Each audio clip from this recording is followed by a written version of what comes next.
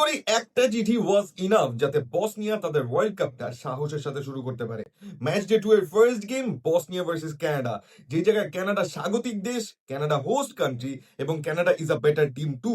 বসনিয়ার motivation of course দরকার ছিল। তাই বসনিয়ার এই ওয়ার্ল্ড কাপ শুরুর আগে এডিন জেকো একটা চিঠি লেখে নিজের দেশের বাচ্চাদের জন্য, এবং সেই জায়গায় সে সবকিছু বলে। সে বলে যে সে কিভাবে বসনিয়ান ওয়ার সার্ভাইভ করছে, সে বলে যে 4 বছর কিভাবে সে পালায় বেড়াইছে বম্বিং থেকে, কিভাবে সে স্ট্রাগল করছে খাবার আর খাবার পানি নিয়ে।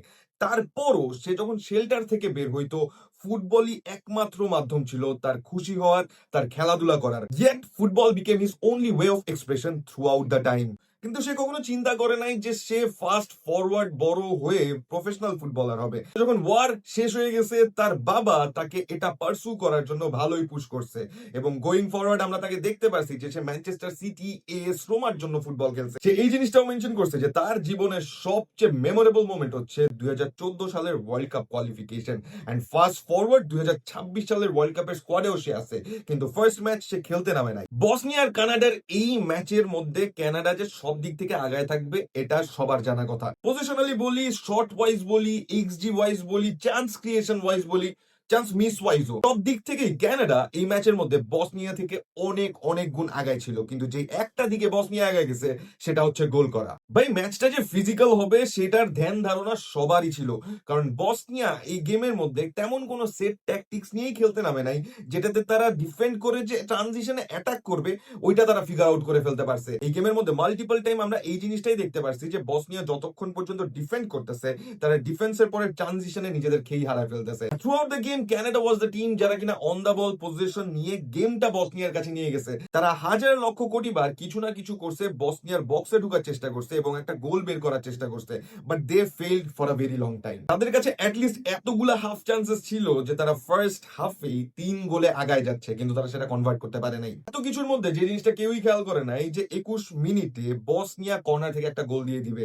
ভাই এরকমই তো হয়, যেই টিম ডিফেন্ড করে ট্রানজিশনে টুকটাক ফুটবল খেলে তারা তো সেট পিসটাকে কাজে লাগানোর 100 চেষ্টা করবেই। একটা লম্বা সময় পর্যন্ত মনে হচ্ছিল যে বসনিয়া এই গেমটা 1-0 গোলের লিড নিয়ে বের হয়ে যাবে, কিন্তু 76 মিনিটে যখন সুপার সাব হিসেবে লারিন মাঠে ঢুকে তখনও কেউ চিন্তা করে নাই যে কিছু একটা হইতে যাইতেছে। হি স্কোরড এন অ্যাবসলিউট ব্যাঙ্গার যেটা কানাডাকে 1-1 স্কোর লাইনে নিয়ে আসছে। এখানে কানাডা যে ম্যাচটা হেরে যাচ্ছিল অলমোস্ট, যেটা তাদের জিতার কথা, সেখানেও 1 পয়েন্ট নিয়ে বের হয়েছে। This is the first point in the world cup history for Canada, যেটা তারা নিজেদের ঘরের মাটিতে পাইছে। আমরা যদি বসনিয়ার কথা চিন্তা করতে যাই ভাই, ওদের এই মোটিভেশন যেটা কিনা জেকো দিছে, দ্যাট অ্যাকচুয়ালি ওয়ার্ড। যে ম্যাচে তারা 3 পয়েন্ট নিয়ে যাচ্ছিল, নিতে পারে না, কিন্তু 1 পয়েন্ট তারা নিয়ে গেছে, যেটাও কিনা তাদের এক্সপেকটেশন ওয়াইজ পাওয়ার কথা না। Match day 2 second game, USA versus Paraguay.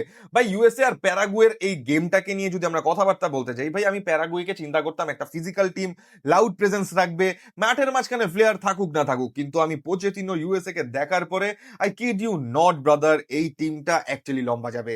এই টিমটা অ্যাকচুয়ালি লম্বা যাবে কারণ ওরা এতটা স্ট্রাকচার্ড, এতটা ফ্লুইড এবং এতটা ট্যাকটিক্স ওরিয়েন্টেড, যেইটা কিনা ওদেরকে আগে থেকেই জানান দিয়ে রাখে যে আচ্ছা ঠিক আছে ওরা কি করবে আর কি করবে না। তুমি যদি চিন্তা করতে যাও এই গেমের মধ্যে আসলে হয়েছে কি ভাই, প্রথমত ওরা কাস্টম মেড ফরমেশন বানাইছে 4-1-2-3। ওরা অর্ডার করে বলছে যে ভাই এটা এভাবে, না হলে ওইটা ওভাবে, না হলে আমরা নিব না। জিনিসটা অনেকটা এরকমই। ভাই এই গেমের মধ্যে থ্রু আউট দ্য টাইম আমরা দেখতে পারছি রবিনসন এবং ক্রিস্টিয়ান পুলিসিচ, এই দুইটা player Times after time switch করতেছে, নিজেদের পজিশন ঘুরায় ফেলতেছে, যাতে কি হয়, যাতে গোল বের হয়। আমরা যদি ইউএস এর ফার্স্ট গোলের দিকে তাকাইতে যাই, আমরা দেখতে পারবো ক্রিস্টিয়ান পুলিসিচ ওই লেফট হাফ স্পেস দিয়েই দুইটা প্লেয়ারকে বিট করে বক্সে ঢুকে গেছে, লো ক্রস চালাইছে, সেইখান থেকে অপোনেন্টের পায়ে লেগে বল জালে জড়ায় গেছে। তারপর যদি আমরা সেকেন্ড গোলের কথাও চিন্তা করতে যাই, যেখানে বালোগান নিজের ফার্স্ট গোলটা দিছে, সেই জায়গায়ও লেফট হাফ স্পেস থেকে বল আসছে, সে একটা ট্যাপ ইন স্কোর করছে।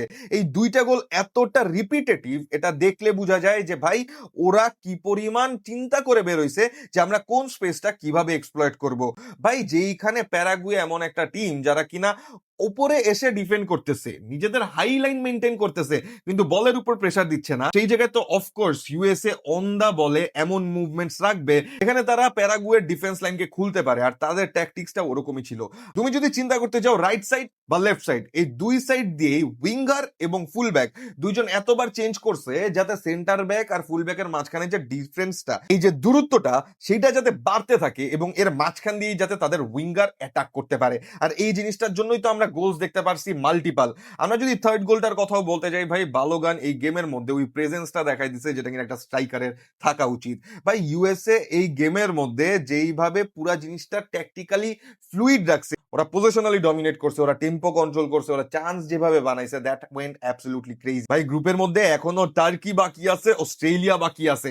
টার্কির সাথে ইউএস এর গেমটা নিয়ে আমি অ্যাকচুয়ালি এক্সাইটেড, কারণ দুইটা টিমই একজন আরেকজনকে ছাড় দেওয়ার কোনোভাবেই চান্স নাই। আর আমি যদি এই গেমটাকে নিয়ে কথা বলতে চাই ভাই, প্যারাগুয়ে থেকে I actually expected more, but then again you can never know যে ভাই কোন গেমের মধ্যে কোন দিক দিয়ে আমরা কি দেখতে পারতেছি।